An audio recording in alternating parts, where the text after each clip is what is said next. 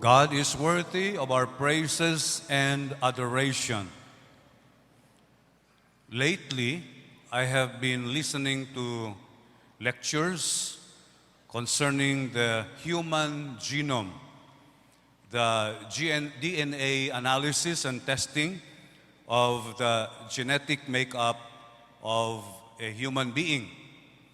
And I learned from this lecture that through the DNA analysis and testing, the ancestry of a person can be determined as far back as 1,000 or even 2,000 years.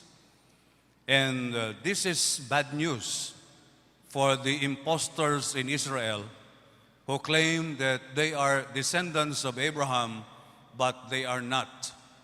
Very soon, they will be exposed because they do not have the DNA related to Abraham. Also, I learned from these lectures that DNA analysis and testings are very important so that a person will know whether a certain drug or a certain medicine is good for him or not.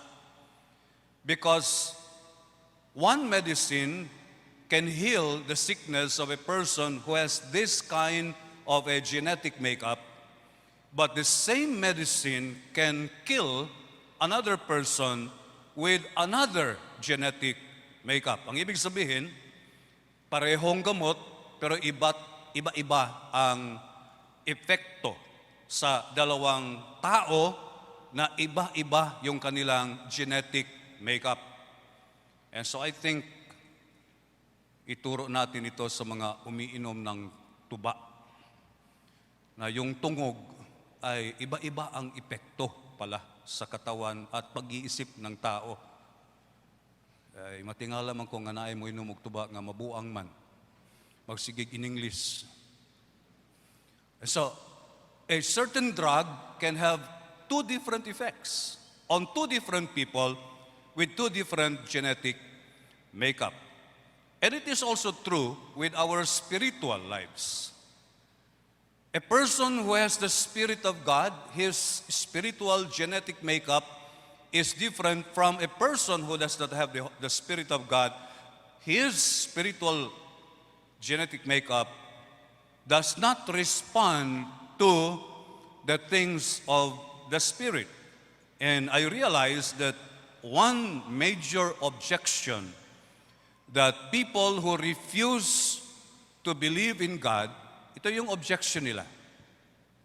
If there is a God who is loving, holy, all-knowing, all-powerful, why is it that there is suffering, pain, and death in the world? They cannot reconcile in their minds that there is a good God, a holy, loving God, all-knowing, all-powerful, who cannot stop suffering and pain and death. But this question is more than 2,000 years old. If you remember, when Jesus Christ was still on earth, it's recorded in the book of John, chapter 11, that Jesus had a friend by the name of Lazarus. And Lazarus got sick. And Jesus decided not to go to Lazarus when he was sick. But when Jesus heard that Lazarus died, Jesus decided to go to him.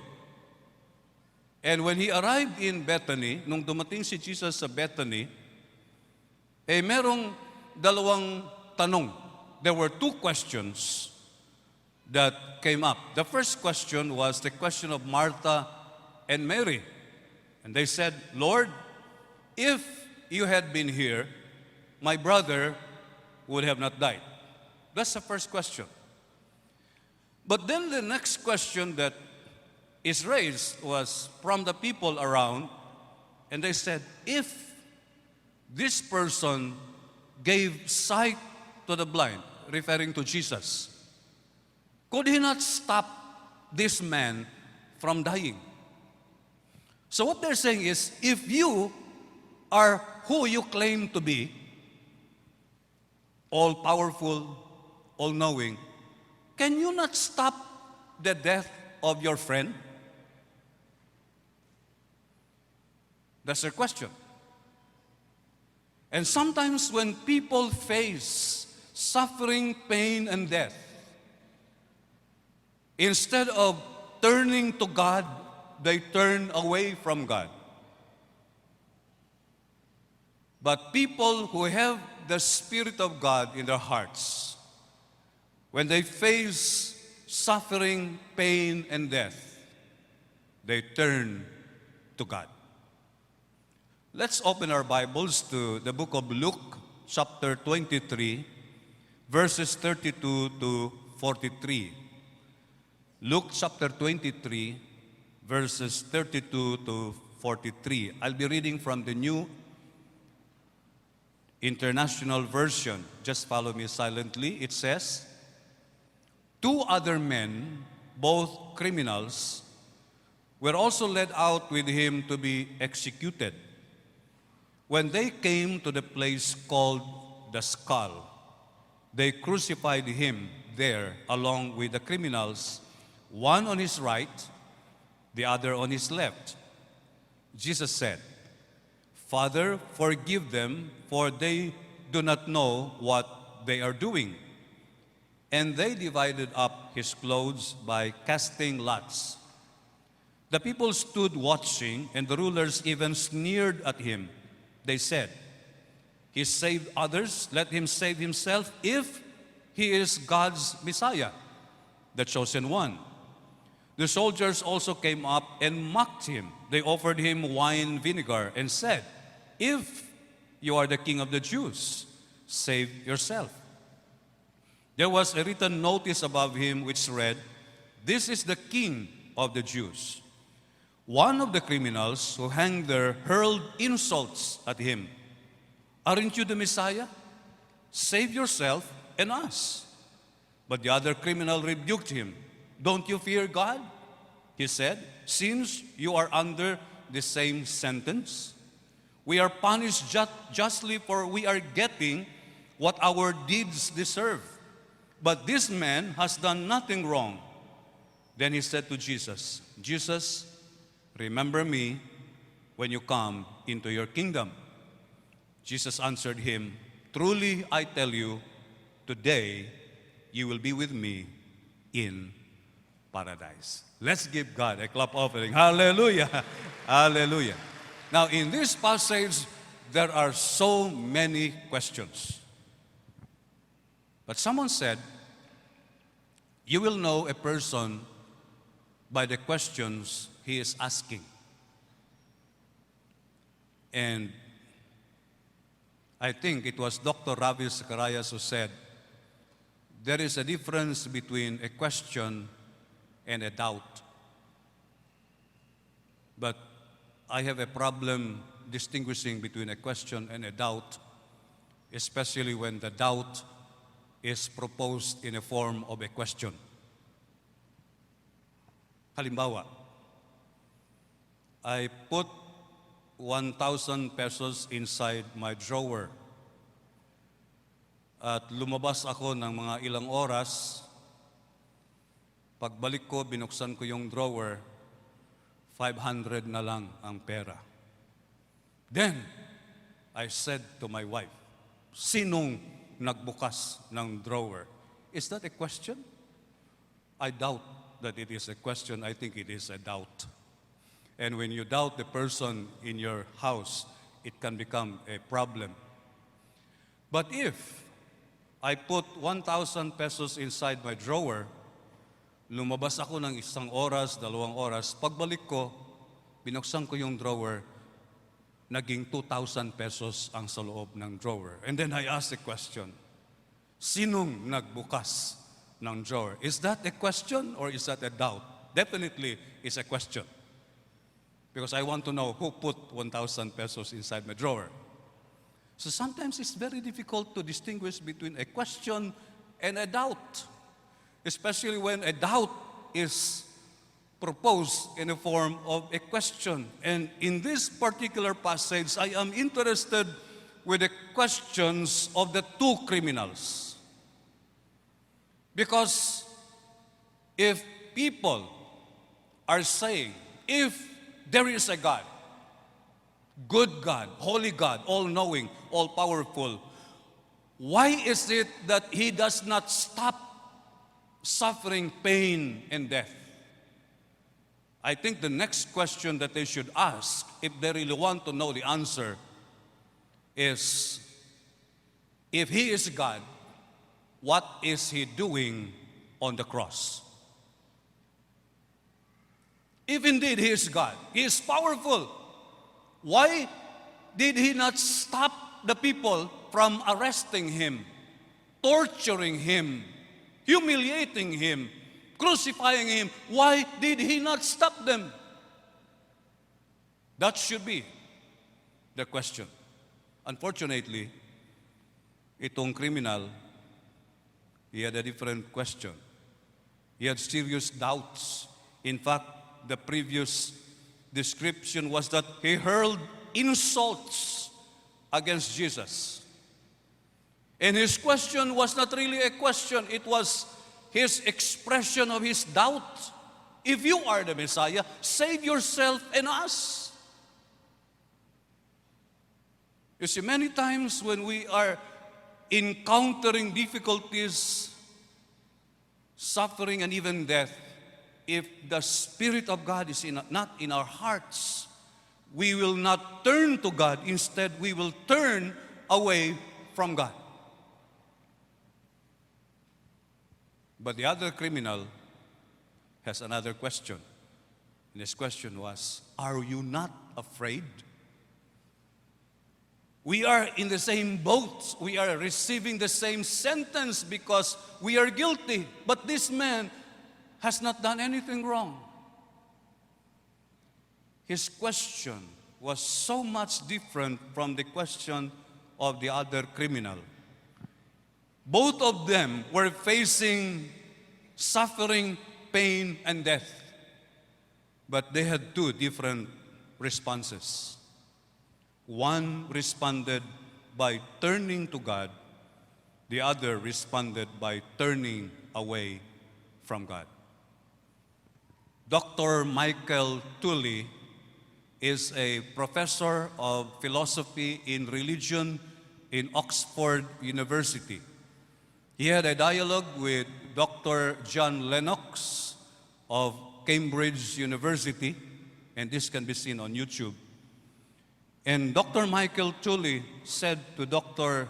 John Lennox, "You are a Christian, but I am an atheist. I don't believe in God." But I was not always like that. I grew up in a Christian family. My parents were Christians. When we were small, they brought us to church, to Sunday school. When we were in the elementary grades, we went with them to church. When we were in high school, we went with them to church. But then when I went to college, and I read the book by Bertrand Russell, a noted atheist, he said, I turned away from God and I became an atheist because of the powerful argument of Bertrand Russell when he said, when a person sees a baby dying, he can never believe in God. That was a very powerful argument of Bertrand Russell. Na kapag daw ang isang tao ay makakita ng bata, pinganak, bagong ipinanganak, at namatay, he will never believe in God because how can a good God, a loving God, a all-knowing God, all-powerful God allow this baby to die? And indeed, many people turn away from God in the face of suffering, pain, and death. But the other criminal turned to God. What's the difference between them? The difference is that this person who turned away from God in the face of suffering, pain, and death, he wanted God to stop the suffering, the pain, and death if indeed He is a powerful God. And since God did not stop it, there must be no God. But the other criminal believed that even when God allows suffering, pain, and death, and in fact, God joined humanity, sinful, broken humanity, in its suffering, pain, and death. And the greatest gift that God can give to us is not stopping suffering, stopping pain, stopping death. That is not the greatest gift that God has given to us, but it is joining us in our suffering, in our pain, in our death, so that we can join Him in His life after the resurrection. There was a woman who watched her son died, and this was her testimony. My son Micah died in 2012 from kidney disease and complications. As he lay dying, I wrote this in my journal. Sitting at the bedside of my dying son at 3:48 in the morning, weeping like crazy. Bertrand Russell once said that no one can sit at the bedside of a dying child and believe in God. Well, I beg to differ. My faith is the thing that strengthens me now. How else can I make it through? We cannot do anything else. This fire drains away everything else. Nothing else satisfies my soul. I would love to save my son. I would easily give my life for his. But God has not chosen that path for us. He has chosen a veil of tears. But He will walk through it with me. Micah now walks with Jesus, and Jesus still walks with me. Bertrand Russell is wrong. This woman was at the bedside of his son when he was dying, and yet she continued to believe in God. The difference? Bertrand Russell does not have the Spirit of God in his heart.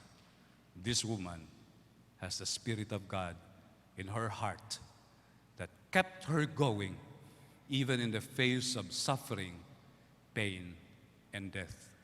To God be the glory.